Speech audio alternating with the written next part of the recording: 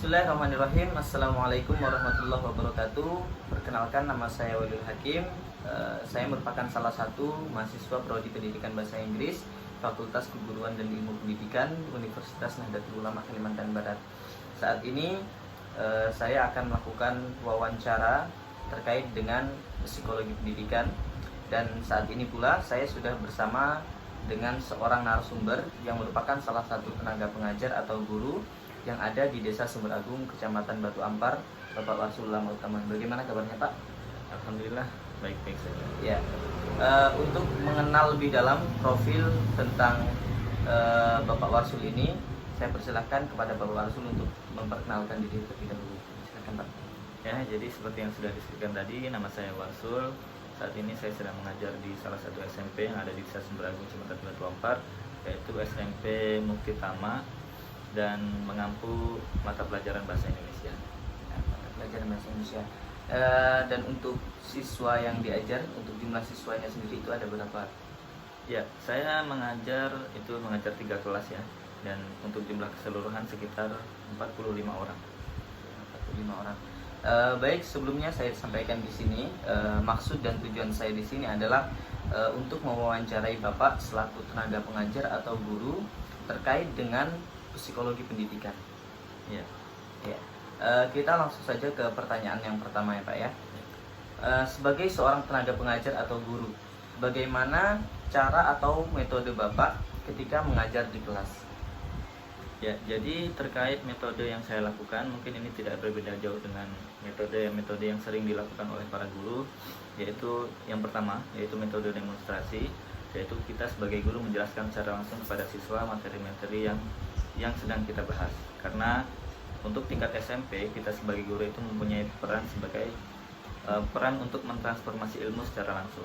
Tapi selain itu, saya juga menggunakan metode diskusi dengan tujuan agar siswa juga turut aktif dalam melaksanakan kegiatan belajar, seperti tanya jawab dan memecahkan beberapa permasalahan-permasalahan yang ada, seperti itu.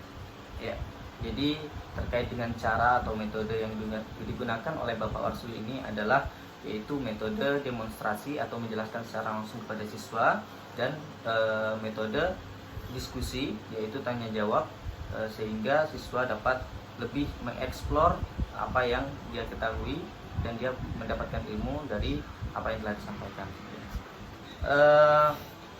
Pertanyaan selanjutnya nih, Pak.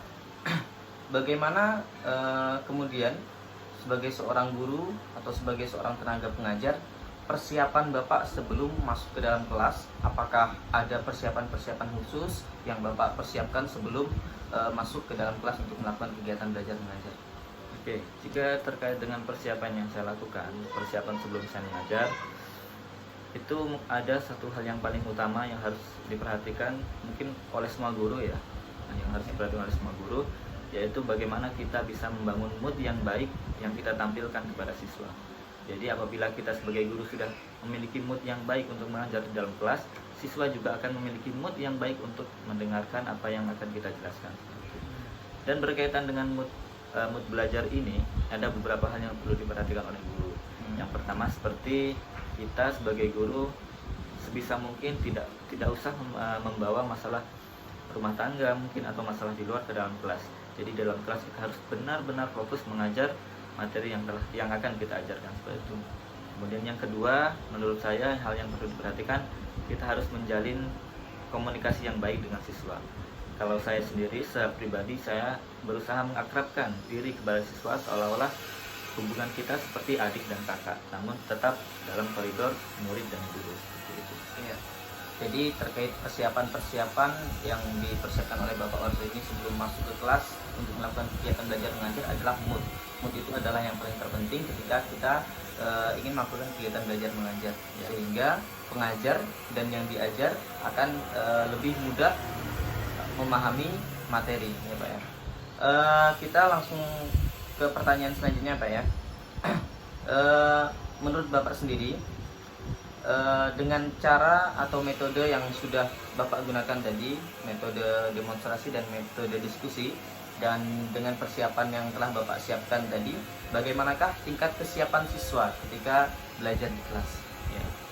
Jika terkait dengan tingkat kesiapan siswa, sebelum mengajar saya melakukan kegiatan-kegiatan untuk mengakrabkan diri kepada siswa agar siswa juga merasa senang, mereka bisa fokus. Itu saya melakukan seperti permainan ya, seperti ice breaking agar siswa juga ikut senang, dan apabila mereka senang mereka juga akan belajar dengan tenang seperti itu. Jadi tingkat kesiapan seorang siswa ketika sudah diajar oleh Bapak Arsul ini sudah dikatakan sangat siap dengan metode-metode dan dengan persiapan yang telah disiapkan tadi. Ya, seperti itu. Ya, kemudian ke pertanyaan selanjutnya, menurut Bapak, bagaimana cara seorang guru mengajar yang lebih efektif seperti itu? Oh ya, cara mungkin lebih ke metode mengajarnya ya, seperti itu ya. Iya. Kalau berkaitan dengan cara mengajar ini, menurut saya tentunya setiap sekolah, setiap daerah itu mempunyai perbedaannya masing-masing. Latar belakang sosial, latar belakang daerah juga berkaitan atau juga mempengaruhi metode apa yang akan kita laksanakan dalam kegiatan belajar mengajar. Untungnya saya saat ini mengajarkan di kampung. Biasanya kalau di kampung itu guru masih mempunyai kehormatan yang tinggi di mata masyarakat. Masyarakat masih menghormati guru sebagai tenaga pendidik, siswa juga mempunyai respek yang tinggi kepada guru sebagai tenaga pendidik seperti itu. Jadi apabila siswa sudah memiliki respek yang baik kepada guru, maka metode-metode itu akan lebih mudah diterapkan. Apabila kita melakukan metode demonstrasi dan metode diskusi, itu akan mudah kita terapkan apabila mereka sudah mempunyai respek terhadap guru seperti itu. Berbeda dengan apabila mereka siswa tidak mempunyai respek kepada guru atau mereka kurang menghormati guru, maka di situ masih diperlukan adanya metode-metode khusus yang harus dilakukan. Jadi seperti itu. Untuk melakukan metode-metode tersebut kita juga perlu mengobservasi terlebih dahulu, mengamati terlebih dahulu latar belakang dari keadaan kelas, keadaan lingkungan, dan keadaan sosial mereka. Ya. Jadi terkait dengan keefektifan dalam kelas ketika belajar mengajar adalah latar belakang dari daerah dan sosial mereka masing-masing. Ya, seperti itu. Ya, kemudian pertanyaan yang selanjutnya ini merupakan pertanyaan terakhir Pak ya. Menurut Bapak selaku tenaga pengajar atau guru, kira-kira berdasarkan cara atau metode yang telah Bapak gunakan tadi, bagaimanakah rata-rata tingkat perkembangan kognitif siswa di kelas? Ya. Berbicara dengan perkembangan kognitif ini tentang pengetahuan siswa ya. Jadi di sini kita ada pretest dan ada posttest. Pretest itu adalah tes atau ujian yang diberikan kepada siswa sebelum kita melakukan kegiatan belajar mengajar atau sebelum materi itu disampaikan. Jadi tingkat siswa mengetahui materi yang akan kita laksanakan itu seperti apa? Apakah mereka benar-benar sudah mengetahui sebelumnya atau mereka belum mengetahui sebelumnya, seperti itu. Dan itu kita bisa lihat dari hasil pretest yang kita lakukan. Dan setelah kegiatan belajar mengajar berlangsung, setelah semuanya selesai, kita juga akan melakukan namanya post test atau ujian atau tes yang dilakukan setelah pembelajaran berakhir. Ini tujuannya untuk mengetahui bagaimana tingkat pengetahuan siswa setelah belajar mengajar itu berlangsung. Apakah siswa menjadi lebih mengetahui atau siswa tidak mengetahui atau bahkan siswa menjadi semakin bingung. Pretest dan posttest ini bisa menjadi indikator yang kita lakukan. Nah, berdasarkan yang saya alami, yang saya lakukan dari metode sederhana, sebenarnya metode sederhana seperti metode demonstrasi dan diskusi, itu tingkat rata-rata peningkatan kognitif siswa itu alhamdulillah baik seperti itu. Jadi mereka dapat memahami, karena seperti itu tadi, kedekatan kita dengan murid itu juga berpengaruh ya.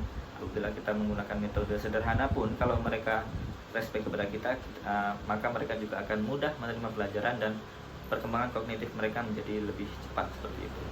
Baik, berarti dengan metode-metode yang telah digunakan oleh Bapak Arsul ini, dengan persiapan-persiapan yang juga sudah disiapkan dengan matang sebelumnya oleh Bapak Arsul ini, maka perkembangan kognitif dari siswa itu sudah sangat meningkat sekali, sudah sangat berubah sekali dengan kemudian juga diadakannya tadi post test dan pretest ya.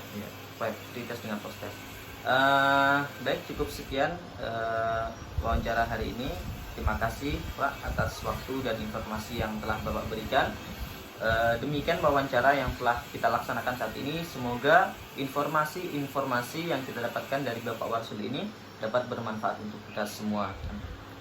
Kurang dan lebihnya saya mohon maaf yang sebesar-besarnya. Wallahul muwaffiq ila aqwamit thoriq. Assalamualaikum warahmatullahi wabarakatuh. Waalaikumsalam. Terima kasih.